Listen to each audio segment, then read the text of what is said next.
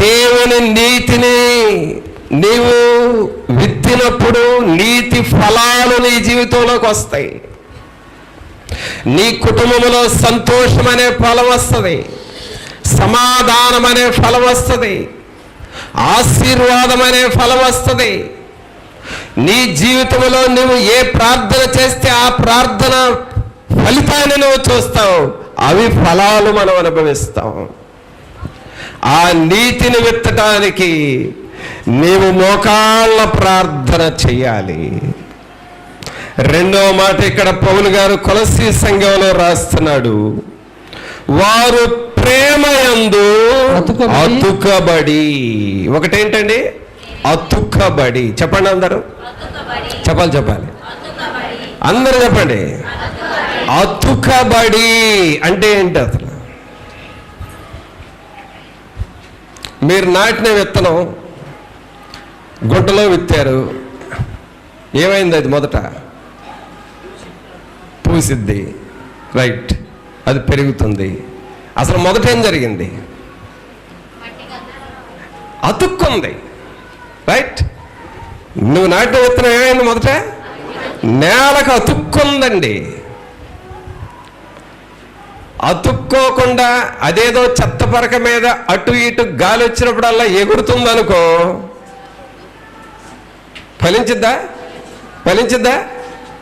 చెత్త పరక మీద గాలి వచ్చినప్పుడల్లా ఎగిరే విత్తనము ఫలించదు. ఆమేన్. అది ఫలించాలి అనంటే చెత్త పరక మీద పడకూడదు, నేల మీద పడాలి, నేలకి అతుక్కోవాలి. ఆమేన్. సోదరుడా, సహోదరి, సంఘములో ఉన్న నీవు కూడా ఏదో చెత్త పరక మీద పడ్డ విత్తనాలలాగా అటు కాసేపు ఇటు కాసేపు గంతులేస్తే నువ్వు అతకవు. అలాంటి విత్తనాలు అతుక్కోవు.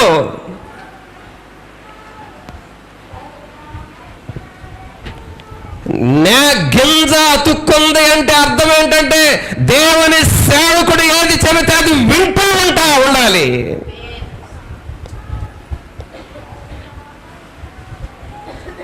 నీ మనసు తోచినట్టు చేయకూడదు, నీ మనసుకి ఏది అనిపిస్తే అది చేయకూడదు.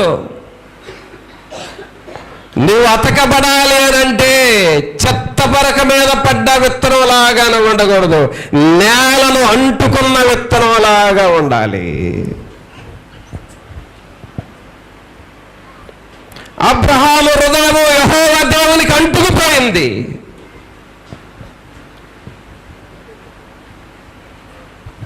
దావీదు హృదయము దేవునికి అంటుకుపోయింది. పౌలు గారి హృదయము యేసయ్యకు అంటుకుపోయింది. ఈ క్రీస్తు ప్రేమ నుండి నన్ను ఎవరు వేరు చేయలేరు అని చెప్పాడు. అంటుకుపోయిన హృదయాలండి ఇవి, అతుకబడిన హృదయాలు. ఈ రోజున సంఘములో దేవునికి అతుకబడిన హృదయాలు కావాలి. దేవునికి అతుక్కుపోవాలి, సేవకుని మాటకు అతుక్కుపోవాలి, సేవకుని యొక్క ఆలోచనకు అతుక్కుపోవాలి, దేవుని వాక్యానికి అతుక్కుపోవాలి. సంఘములో ఏది జరుగుతుంటే ఆ పనులకు అతుక్కుపోవాలి. అతుక్కబడి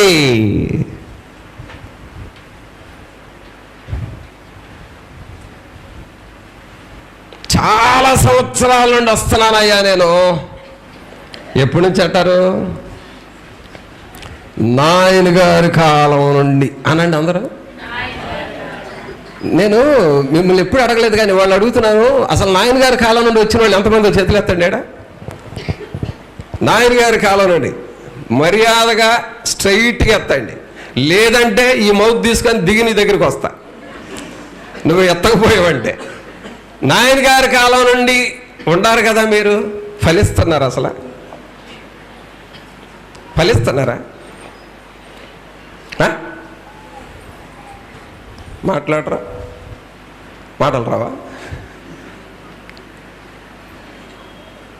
ఫలించటం లేదంటే అర్థం ఏంటో చెప్పేదా? చెత్త మీద పడ్డ విత్తనాలు అవి.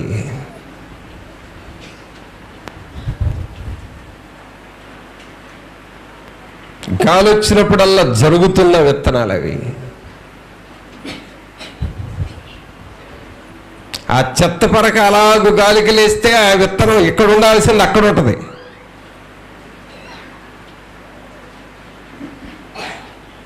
మళ్ళీ అక్కడ చెత్త మీద పడుతుంది, అక్కడ నుంచి లేచి ఇంకొక సైడ్ పోతే అది అక్కడ పోద్ది. అది రైతు నాటింది ఒక చోట, ఇది తిరిగేది గుండ్రంగా మొత్తం తిరుగుతూ ఉంటుంది. ఈ గుండ్రంగా తిరిగే రకాలు కూడా ఉన్నారు. వీళ్ళు అతుక్కోరు, వీళ్ళు అతకరు, వీళ్ళు ఫలించరు.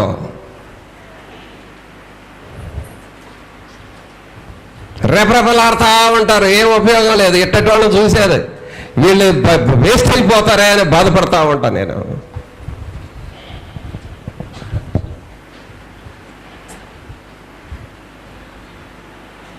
నేలను అంటుకోవాలి, దేవుని వాక్యాన్ని అంటుకోవాలి, దేవుని సేవకుడు చెప్పేదానికి అంటుకుపోవాలి, దేవుని సంఘాన్ని అంటుకోవాలి. నువ్వు సోదరుడా సోదరి, నువ్వు ఫలించాలంటే అతుకబడిన జీవితం నీకు రావాలి. ఆమేన్. ఏ జీవితం రావాలి? ఏ జీవితం రావాలి? ఇప్పుడు మీ పక్కన వాళ్ళతో చెప్పండి, అతుకబడిన జీవితం మనకు రావాలి అని చెప్పండి. ఏ జీవితం? ఏ జీవితం? ఒక ఆయనంట కుర్చీలో కూర్చొని వాక్యం విని విని విని విని అలిసిపోయి పోయాడంట. ఏం పోయాడు? అబ్బా, మీకు భలే అర్థమైంది వాక్యం, అందుకని నేను షార్ట్ కట్లో చెప్పినా మీకు అర్థమైంది. నిద్రపోయాడు. సరే, ఆ సేవకుడు ప్రార్థించి ఆశీర్వాదము చెప్పి, తండ్రి కుమార పరిశుద్ధాత్ముడు మీతో ఉండును గాక ఆమేన్ అని చెప్పాడట. లేవలా, అతుకుపోయాడా? లేవలా, అందరూ వెళ్ళిపో. చెప్పేదా విషయం? అంత అయిపోయిన తర్వాత ఎవరు లేరంట అక్కడ. ఆయనకి వెలికి వచ్చిన తర్వాత ఏంద్ర వీళ్ళు ప్రార్థన అవ్వకుండా అందరూ వెళ్ళిపోయారు అన్నాడంట. ఏమైంది? అతుక్కుపోయాడు.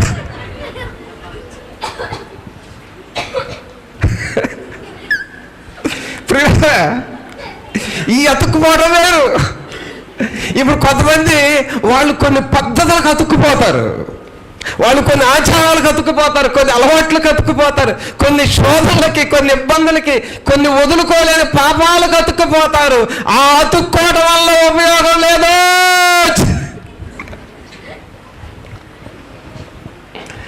సోదరుడా సోదరి, దేనికి అతుక్కుపోయావో కాస్త నువ్వు ఆలోచన చేసుకొని యెహోవా దేవునికి అబ్రహాములాగా అతుక్కుపోవాలి. ఆమేన్. యెహోవా దేవునికి దావీదులాగా అతుక్కుపోవాలి. ఆమేన్.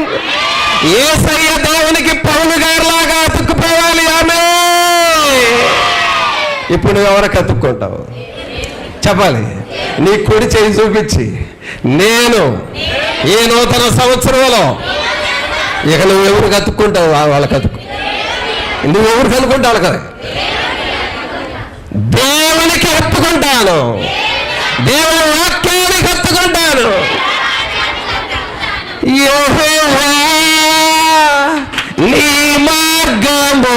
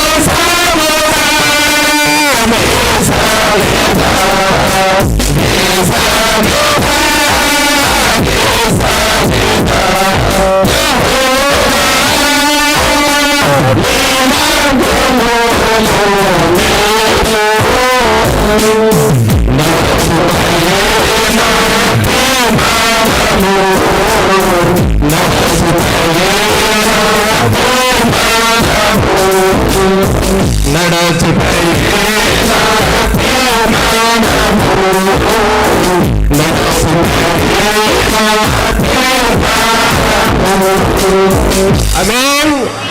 ఈ పాట ఏమిటంటే దేవుణ్ణి అతుక్కున్న పాట.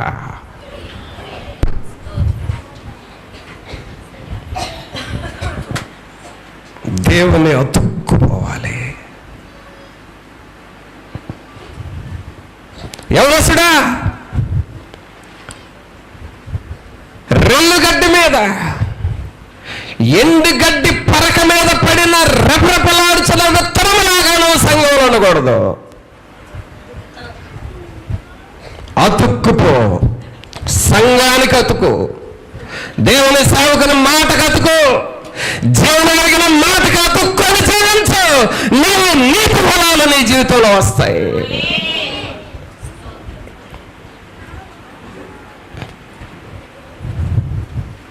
పౌలు గారు రాస్తా ఉన్నాడు, వారు ప్రేమయందు అతుకబడి సంపూర్ణ గ్రహింపు యొక్క సకల ఐశ్వర్యము కలిగిన వారై దేవుని మర్మమై ఉన్న క్రీస్తును స్పష్టముగా తెలుసుకున్న వారై తమ హృదయములలో ఆదరణ పొందవలెనని వారందరి కొరకు పోరాడుచున్నాను. ఆదరణ అనండి, అందరూ చెప్పండి, ఆదరణ. ఆదరణ అనే మాట మనల్ని ఓదార్చే మాట.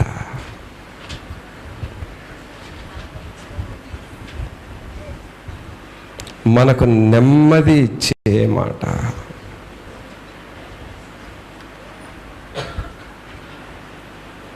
మన తడబాటును,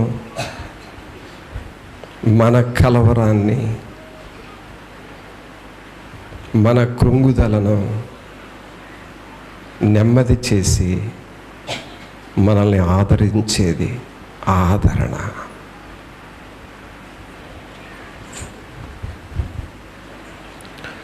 ఆదరణ నీవేగా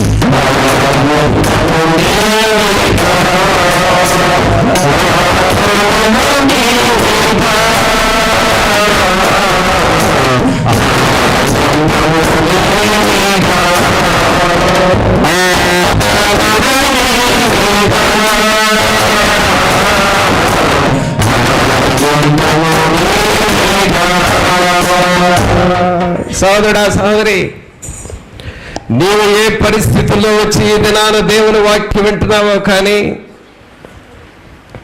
నీ హృదయం, నీ మనస్సు ఎలాంటి కలవరాలతో ఉన్నావో కానీ పరిశుద్ధాత్మ దేవుడు అంటున్నాడు, దేవుడు నిన్ను ఆదరించాలని కోరుకుంటున్నాడు. నీ మనస్సును, నీ శరీరాన్ని, నీ ఆలోచనలను, నీ కలవర పరిస్థితులను, నీ కృంగుదల పరిస్థితులను, రాత్రులు నిద్రపట్టకుండా ఏడుస్తూ కళ్ళు దిగమించుకుంటున్న నిన్ను ఆదరించాలి అనే ఆదరణకర్త అంటూ ఉన్నాడు. ఇప్పుడు ఈ రెండు పదాల దగ్గరకు తీసుకొస్తాను. ఒకటి అతుకబడి, రెండు ఆదరణ. ప్రక్కన పెట్టి చదవండి. అతుకబడి, ఆదరణ. చెప్పండి అందరూ. అతుకబడి, ఆదరణ. ఇప్పుడు నేను మరలా మీ జ్ఞాపకం చేస్తున్నాను. అయ్యా, ప్రార్థన చేస్తున్నాను, వాక్యం కూడా చదువుతున్నాను, స్తుతులు కూడా చెబుతున్నాను, కానీ ఎంత చేసినా ఆదరణ రావట్లేదు ఏంటయ్యా అని అంటావు. ఆదరణ నీకు ఎప్పుడు రాదంటే అతుకుబడితే వస్తుంది. అతుకుబడకుండా నువ్వు రెపరెపలాడే ప్రార్థనలు ఎంత చేసినా ఆదరణ రాదు. భక్తి చేస్తూ ఉంటావు, లోకస్తుల మాట వింటావు. భక్తి చేస్తూ ఉంటావు, ఆత్మీయంగా జారిపోయిన వారి మాట వింటావు. నీ భక్తి స్థిరముగా ఉండాలి, అతుకబడినదిగా ఉండాలి. వీళ్ళ మాటలు విని ఆత్మలో జారిపోయేటట్లుగా ఉండకూడదు. అతుకబడిన జీవితానికి దేవుడు ఆదరణ ఇస్తాడు. ఆమేన్. కావున నీతి ఫలాలు ఎవరిలో వస్తాయంటే అతుకబడి ప్రభువులో ఎదుగుతూ ఉంటే ఆదరణ వస్తుంది, నీతి ఫలాలు వస్తాయి. ఆమేన్. కావున సహోదరుడా, సహోదరి, ఒక గొప్ప రహస్యాన్ని దినం దేవుడు నీకు నాకు బోధించాడు. ఆమేన్. నీవు అలాగ అతుక్కబడాలి. వాళ్ళ మాటలేని రెపరెపలాడి అటు ఇటు పరిగెత్తొద్దు. దేవుని వాక్యానికి అతుకుబడు. అందుకనే మొదటి వాక్యాన్ని చూద్దాం. 58వ కీర్తన 11వ వచనం చదవండి. 58వ కీర్తన. కావున నిశ్చయముగా నీతిమంతులకు ఫలము కలుగును. నిశ్చయముగా న్యాయము తీర్చు దేవుడు లోకములో ఉన్నాడని మనుషులు ఒప్పుకొందురు. నిశ్చయముగా నీతిమంతునికి ఫలాలు కలుగుతాయి. మరి అలాగూ ఫలాలు ఫలించే వ్యక్తిగా మనం మారదామా? ప్రార్థన చేసుకుందాం. ఒక్క నిమిషం పరిశుద్ధాత్మ దేవుని వైపు మనం చూద్దాము. ప్రభా, నేను ఫలించాలి ప్రభా, ఫలించే వ్యక్తిగా నేను మారాలి ప్రభా, మీ కృపలో నేను ముందుకు సాగాలి అని ప్రభువుని అడుగుదామా? ఒక్క నిమిషం అందరము ప్రభువుని అడుగుదాం. పరిశుద్ధాత్మ దేవా, మీ వైపు చూస్తూ ఉన్నాను, మీ సన్నిధి వైపు చూస్తూ ఉన్నాను ప్రభా. మీ కృపలో బలపరచండి, మీ ఆత్మ సహాయమును మాకు దయచేయండి నాయనా అని మనము దేవుని వైపు చూద్దాం. అందరము ప్రార్థనలో ఉందాం.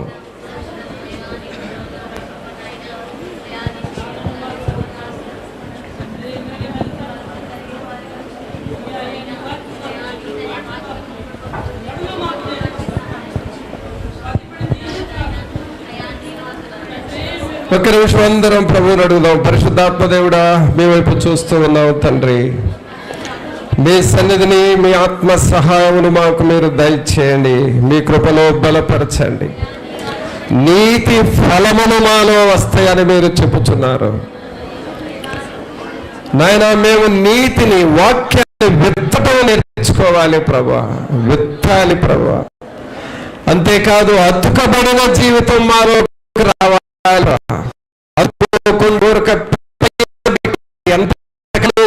లేదు, మీలో అతకబడాలి ప్రభా. అతకబడాలి అని అంటే మొదట మేము మోకాలి ప్రభా. ఆ కన్నీరు గార్చే ఆత్మీయ జీవితం నాకే ఉండి అని అడుగుతావా? పరిశుద్ధుడైన మీకు స్తోత్రాలు, వందనాలు చెల్లిస్తూ ఉన్నాము. మహోన్నతుడా, మహాగణుడా, మా ప్రభువైన యేసు, మిమ్మల్ని స్తుతిస్తున్నాము. ఈ ప్రియులైన వారిని అందరినీ మీరు దర్శించండి. మీ దయగలిగిన హస్తమును ప్రతి ఒక్కరికి గ్రహించండి ప్రభువా. అతుకబడిన జీవితములో నుండి ఆదరణ వస్తూ ఉన్నదని విన్నాము ప్రభువా. అట్టి ఆదరణకు ప్రతి ఒక్కరము మేము గురి అయి ఆదరణను పొందువారముగా చేయండి. ఈ బిడ్డలందరినీ మీరు ఫలింపచేసి చేయమని నజరేయుడైన యేసు నామమున అడిగి వేడుకొనుచున్నాము తండ్రి. ఆమేన్.